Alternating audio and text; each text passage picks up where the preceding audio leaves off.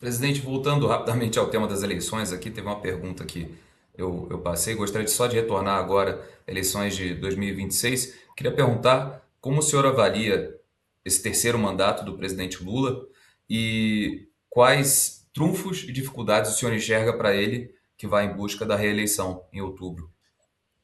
Eu acho o seguinte, ele esteve numa posição já eleitoralmente mais delicada, né? Depois daqueles episódios de Estados Unidos, das pessoas que estiveram lá fazendo campanha contra ele, né?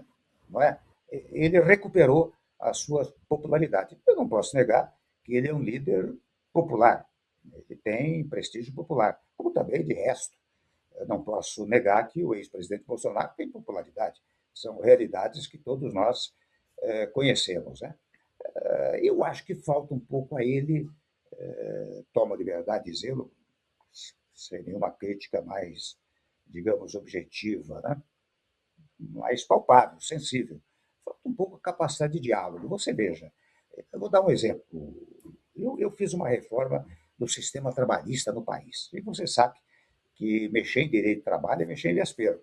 Mas nós levamos 4 meses para mandar um projeto para o Congresso Nacional. E antes disso, o ministro percorreu todas as centrais sindicais, federações de indústria, comércio, etc.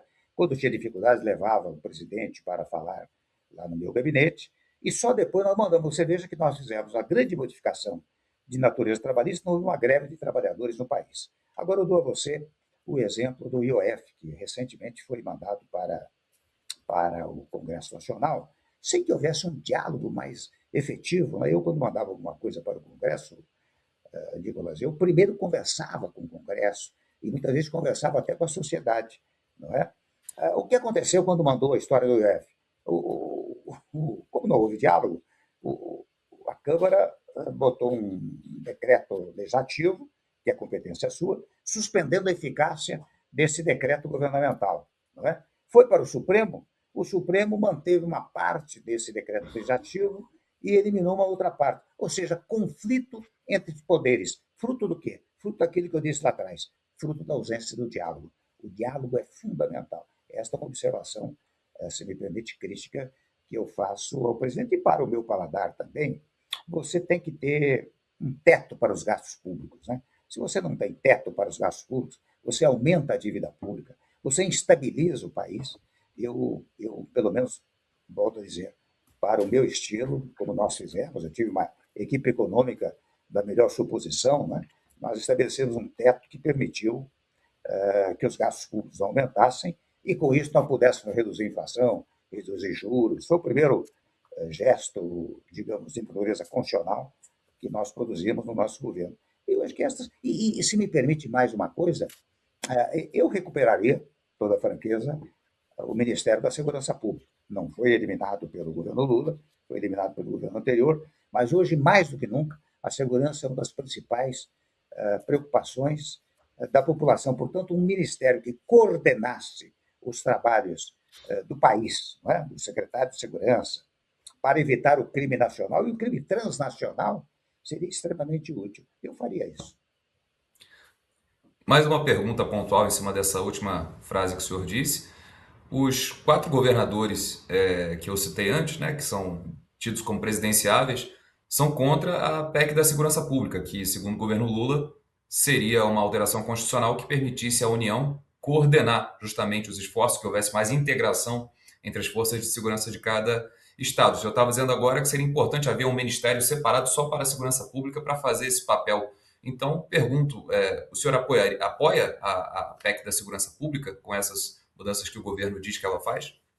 Olha, o ministro Lewandowski, numa ocasião, delicadamente, trocou umas ideias comigo. Eu até ponderei que, já sob o foco da legislação ordinária, porque você sabe que nós criamos, e aqui eu faço uma homenagem ao ministro Jungmann, recém-falecido, né? O ministro Jungmann trouxe uma ideia de um SUSP, assim como tem o SUS, Sistema Único de Saúde, um SUSP, um Sistema Único de Segurança Pública, né, que foi aprovada pelo Congresso Nacional, concomitantemente com o Ministério da Segurança Pública. Nós não tivemos nenhum problema no nosso período, nós fazíamos reuniões, o Raul Júnior fazia reuniões dos secretários de todo o país, para coordenar os trabalhos. O que me parece é que, no presente momento, estaria havendo a ideia de que a União pudesse interferir numa competência constitucional que pertence aos Estados, que é cuidar da segurança pública interna nos Estados. Né? Se for apenas para coordenar os trabalhos, nenhuma objeção.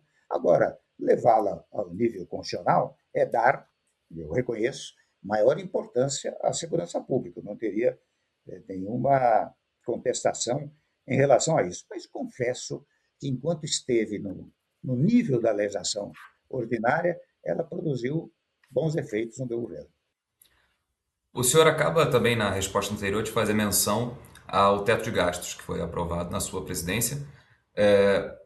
Claro que despesas do governo, gastos com pessoal, enfim, têm aumentado muito, inclusive também algumas despesas discricionárias, mas tem as emendas parlamentares que, com certeza, em relação ao período em que o senhor foi presidente, tomaram uma dimensão muito maior do que 10 anos atrás, né? Queria perguntar ao senhor se o senhor considera prudente e correta a forma como o Congresso hoje controla essa parte considerável do orçamento da União.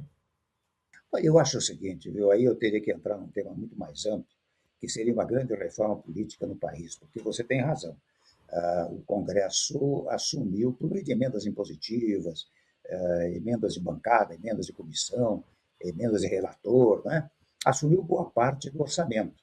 E confesso que assumiu e pode encaminhar essas verbas para estados e municípios, não é, para obras públicas que são realizadas nessas entidades federativas. Mas, para o meu paladar, é interessante, eu verifico que nós estamos caminhando para uma tese que eu prego muito, juntamente com outros tantos, né, do chamado semipresidencialismo. Você, você tem que caminhar para um sistema em que o Congresso pode ter este controle do orçamento, porque não só aprova, mas praticamente pode controlar o orçamento, mas tem responsabilidade pela governabilidade. Este é um ponto que eu acho que nós poderíamos caminhar, e eu vejo que, como tem acontecido esse fato, não é improvável que mais para frente nós cheguemos a este sistema de governo. Agora, também devo dizer, viu, você sabe que há uma equívoco aqui no Brasil, achando que o presidente da República pode tudo. E não pode. Só pode se tiver apoio do Congresso Nacional. Portanto, quem governa o país não é só, não apenas o executivo, mas de igual maneira executivo e o legislativo. Então, é preciso ter um equilíbrio nessa relação. O fato do Congresso ter maior possibilidade de emendas não pode ser um fator a desmoralizar o próprio orçamento público. Né? É preciso tomar cuidado, isso sim, com os desvios, porque os desvios tanto podem operar-se no legislativo como operar-se no executivo. O sistema de fiscalização tem que ser muito adequado, como tem sido. Daí as críticas até que se tem feito a esta fórmula de utilização orçamentária pelo legislativo. Né? Presidente, recentemente a revista The Economist publicou um texto dizendo que o presidente Lula não deveria concorrer em 2026, entre outras coisas, por causa da idade avançada. Se eu não me engano, no momento em que nós brasileiros formos às urnas, ele terá 81 anos. Essa preocupação, na sua avaliação, deve ser levada em conta pelo eleitor? Eu não posso concordar, viu? Porque se eu me pautar pela minha idade, não é?